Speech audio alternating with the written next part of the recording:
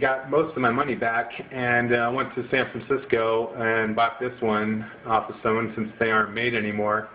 And I must say I'm extremely impressed. It's the only amp I would really recommend after everything I've gone through trying out different amps.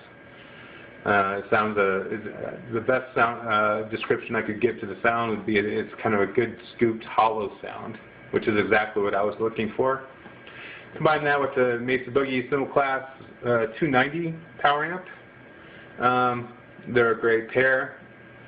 Can't really say much more.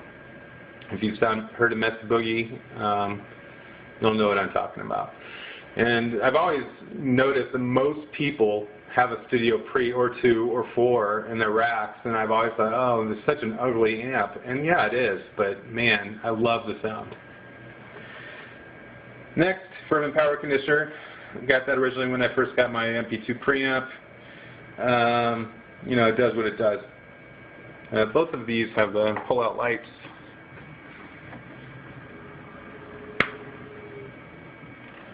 Same here. Lots of fluctuation in voltage here. So, Steinberg MR816, already covered that. Korg NR1.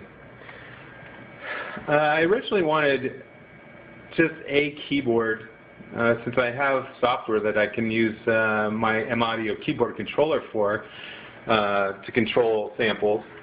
But I wanted something that was hardware based that I could just turn on and get a sound, and the Korg NR1 does that. I was specifically aiming for a piano sound and not really into a lot of the synth sounds, but I just wanted something quick that I could throw a track on without having to go through banks and banks of audio or sampling software for piano or keyboard. So I got the Korg N1R, and programming I've still not figured out, and I got tired of trying to figure it out, and I've given up on it. So basically I just dial in a sound, a preset, adjust it as much as I can to what I want on the fly, record it, and I'm done. Until next time. Next one down is an Alesis data disk, which, believe it or not, goes to floppy, which is an old technology, but it's a good backup for backing up all your rack's presets. So, unless you want to spend hours and hours and hours reprogramming everything, should you suffer a huge data loss, it's a great feature to have. So basically that's the floppy disk and the controls. Next is the MP2, my first preamp ever, my first real amp ever. Got a lot of usage out of it. Went through several sets of tubes. It sounds good. I would say I think Marty Friedman used to use it. Smashing Pumpkins. It was pretty popular at the time, and I think it lasted pretty well as far as what I wanted out of the amp, and it's totally programmable, which is pretty much a feature I need out of the whole rack system. I may still break it out one day, but right now it's currently not used. Next is the Hush, or the Pro Hush, which is a noise reduction system. And of course the PA power amp and my computer. This is the ground control, foot controller aspect of it. It talks to the switcher, the 8-channel switcher. And basically any preset I throw at it switches my whole rack immediately. This is the, I guess now it would be classic 1960B Marshall cab. Does not have the vintage speakers in it. I'm quite happy with it. I had two, no longer have the other one. As far as I'm concerned, I've heard the Mesa Boogie amps or the Mesa Boogie cabinets, and I really think it's a matter of taste as far as what you're looking for. I think the Mesa Boogie cabs sound much tighter.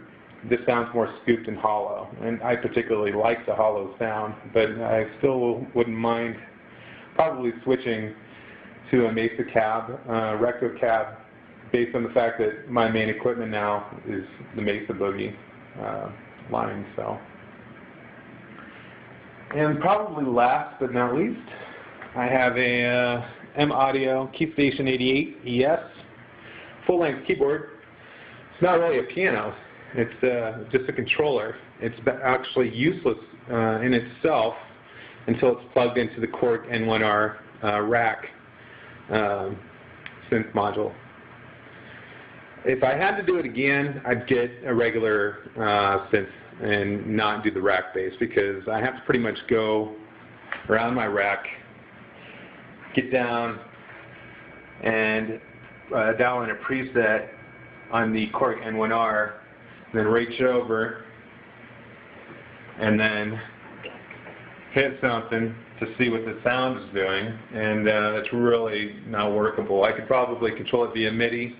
Like I said, between the combination of the programming being a nightmare and the time it would take to get it all figured out, I'm just going to do that that's just the way I'm going to do it.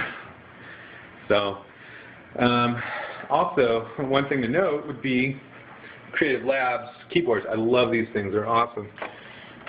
This one in particular has stickers put on aftermarket, but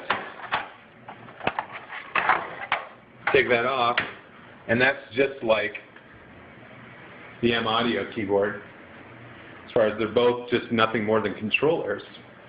But then I can program that into the software and choose something from the software, a bank from the software, and I've got an instant an unlimited amount of presets and programs and software that I can use with it. So if I'm doing something on the fly while I'm editing, I can just pull the cover off, and I've got a keyboard right there that I can program parts, MIDI parts with without having to point and click. It's pretty awesome. And those keyboards are, I think, only 40, 50 bucks. I think they're worth much more considering what they're capable of doing. There's even a little scroll wheel here. They originally had another version that was white, kind of odd shaped. I started out with that, and then moved to this because it's USB based. There's the power amp to the mixer, a Korg tuner, the desk. Took a lot of looking. I had to get this secondhand because I didn't see anything on market that was really worth putting money into, but I needed something that could allow me to build in units, or at least shelves or rack, the metal of the rack, I forget, rails. This worked out perfectly. So, allows me to place everything to where I can get to it quickly. So that's pretty much, as far as I can think of, that's pretty much it. Thanks for listening.